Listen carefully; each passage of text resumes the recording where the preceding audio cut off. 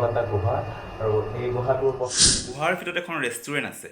আৰু সেই গুহাটো ক'ত আছে আপোনালোকক দেখুৱাম আৰু আপোনালোকৰ নমস্কাৰ মই বৰ্ণিল আৰু মোৰ চেনেললৈ সকলোকে স্বাগতম জনালোঁ আৰু আহি সেই গুহাটোৰ মুখত উপস্থিত হ'লোহি চাওক কিমান ধুনীয়া গুহাটো আৰু ক্ৰমান্বয়ে বলকচোন ভিতৰলৈ কি দেখিবলৈ পোৱা যায় আৰু গুহাত কি আছে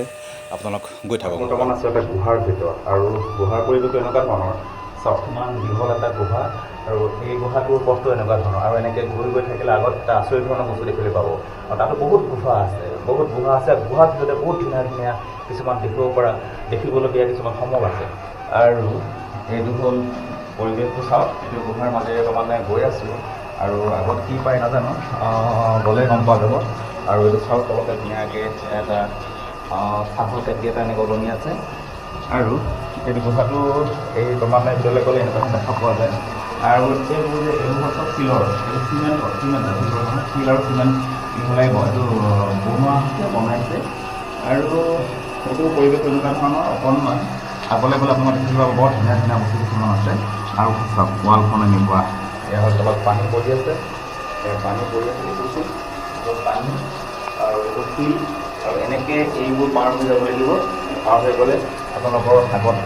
যাবলগীয়া যদি গন্তব্যস্থান তালৈ পাব আৰু চৰকাৰে পানী পৰি আছে ধুনীয়াকৈ দেখিছে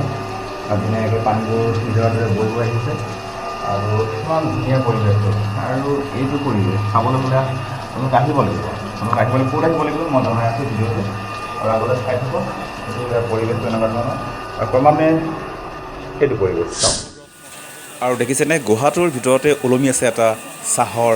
কেটলি কিমান ধুনীয়াকৈ ওলমি আছে আৰু এটা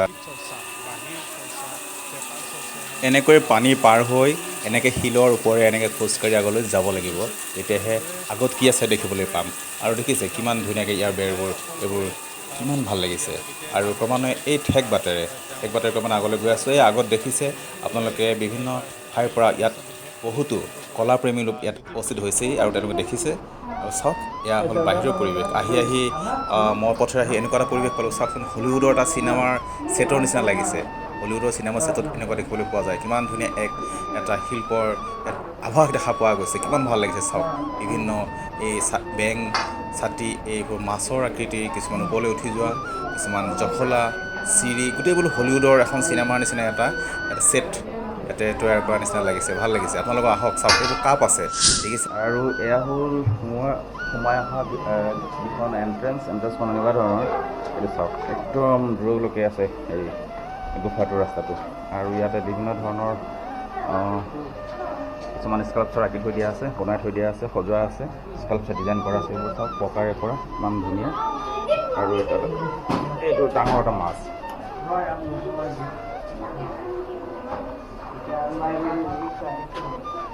আৰু এটা গুহাৰ ভিতৰত এনেকৈ সোমাই গৈছোঁ এইটো হ'ল চাওক গুহাৰ পৰিৱেশ আৰু ইয়াতে ইমান ধুনীয়া আপোনালোক আহিব পাৰে আৰু চাওক পৰিৱেশটো আৰু এইবোৰ চাওক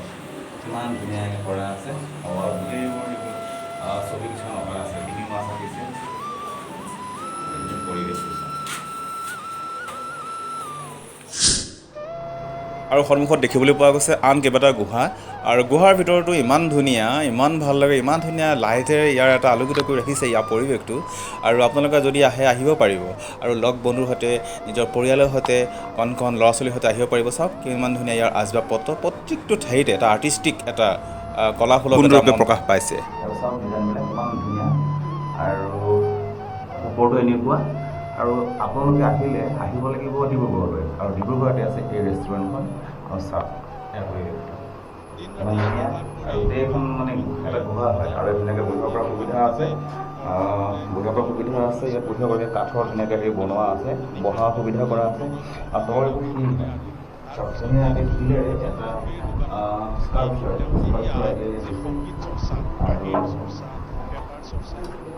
এইফালেও আছে এনেকৈ বহিব পৰা সুবিধা কাঠৰ গৃহৰটো বনোৱা চিমেণ্টৰ বনোৱা হয়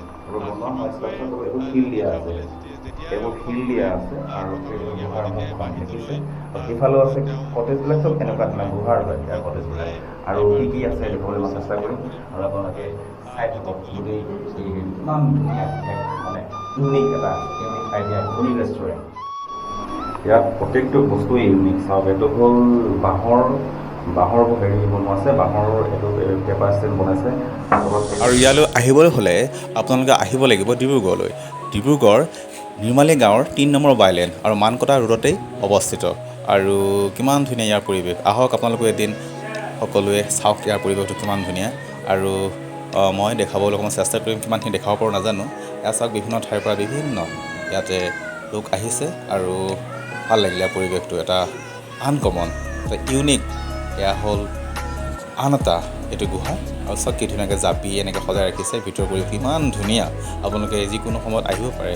আৰু পৰিৱেশটো চাওক আৰু চাই থাকক। আপোনালোকে আহিলে এনেকৈ আছুতীয়াকৈ কিছুমান গুহা পাব আৰু গুহাত বহাৰ ব্যৱস্থা আছে, ইয়াত খোৱা লোৱাৰ ব্যৱস্থা আছে আৰু খুব এটা কম দামতে ইয়াতে যোগান ধৰে তেওঁলোকৰ আহাৰ। আৰু এইখন দেখিছে ইয়াৰ স্কাল্পচাৰ ৰেষ্টুৰেণ্ট লিখা আছে, ইয়াৰ মেনু এইখিনি আছে। বৰ বেছি দাম নহয়, খুব কমতে। আৰু আমাৰ বৰ বেছি দাম নহয়, প্লেইন ৰাইচ 80 ৰুপিজ, জিৰা ৰাইচ 140 এনেকৈ, কফি আৰু এনেকৈ ৰোল খাব পাৰিব। এয়া হ'ল কফি দিছে আৰু এয়া হ'ল ৰোল। চাওক পাতিখিনি মই দেখুৱাই আছোঁ। এনেকুৱা এখন ইউনিক ৰেষ্টুৰেণ্ট মই অসমৰ আন ঠাইত দেখা নাই, অসমৰ ক'তো দেখা নাই। কিমান এটা ইউনিক ষ্টাইলৰ এখন ৰেষ্টুৰেণ্ট। আৰু আহক ডিব্ৰুগড়লৈ। আৰু ডিব্ৰুগড়ত আছে এইখন স্কাল্পচাৰ ৰেষ্টুৰেণ্ট। আৰু ভিডিঅ'টো ভাল লাগিলে আপোনালোকে লাইক কমেণ্ট শ্বেয়াৰ কৰিব। চাওক হাত ধোৱা বেচিনটো কেনেকৈ বনাইছে, কিমান ধুনীয়া। আৰু ভালে থাকক, কুশলে থাকক, আগলৈ। জয় আই অসম।